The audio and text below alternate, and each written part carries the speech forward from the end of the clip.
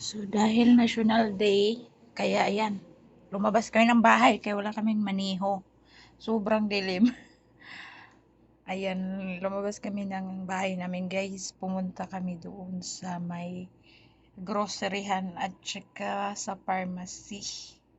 Yung groceryhan hindi ko na video na kasi ang dami kasing tao guys. Kasi National Saudi holiday ngayon. Kaya yan, kita nyo puro green green yung ilaw.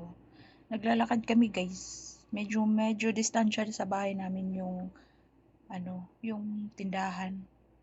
Ayan na, nasa highway na kami. So, dahil wala kaming maniho, ayan.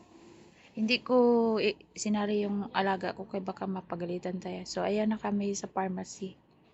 Nakarating na kami sa pharmacy.